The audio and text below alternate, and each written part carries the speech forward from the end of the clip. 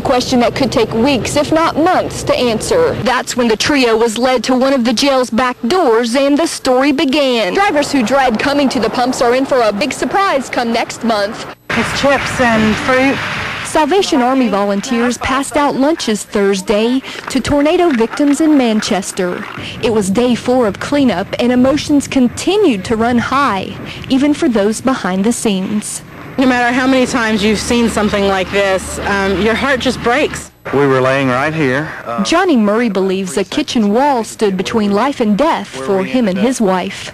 The two had just finished dinner when the lights went out and the walls caved in. I actually laid on top of them and covered them up from debris, and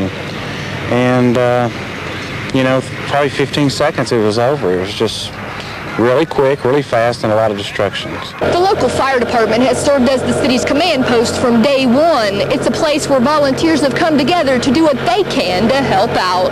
The Salvation Army provides the food, and we basically prepare it. Faye Tomlinson traveled nearly 200 miles to feed those who no longer have food. She and several others from the Southern Baptist Convention say they'll be there until the last mouth is fed.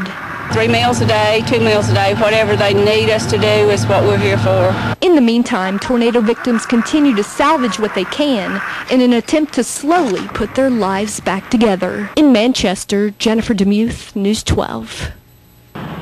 Soaring petrol prices have a number of motorists pinching their pennies. This week, unleaded gas cost consumers an average of $1.68 a gallon. It's a price that has many local drivers rethinking their road plans. A little outrageous. I think I'm going to have to get a smaller car. I used to put $10 in my tank, and it would go for a few days, and I put $5, and sometimes the second day I got to go get gas again. Drivers who dread coming to the pumps are in for a big surprise come next month. That's when the average price of unleaded gas is set to go up to $1.70.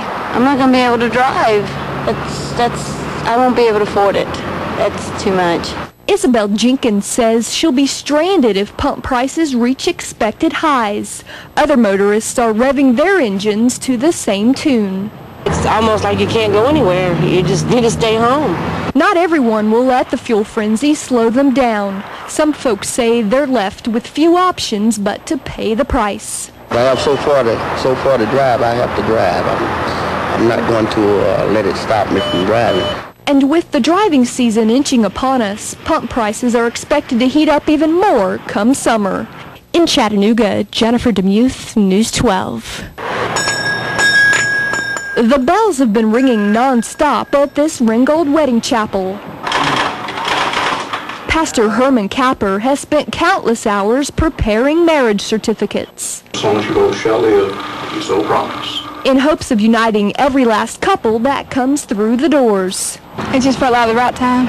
Lori Cannon and her soon-to-be husband Brian met 6 months ago at a recruitment center. Thursday, the Marine ships out for overseas. Now, the pair plans to become one, all in a matter of hours. It's going to be pretty rough. It's already been rough, so. Like Lori and Brian, a number of military couples have tied the knot here in Ringgold, some dating back to the days of Vietnam. In the Vietnam era, you had 3,600 weddings a year. But even today, Barbara Andrews tells me that she can have as many as 60 couples come through this door. It's a chapel where a number of the military's men and women are making lifelong commitments before putting their lives on the line. In Ringgold, Jennifer Demuth, News 12.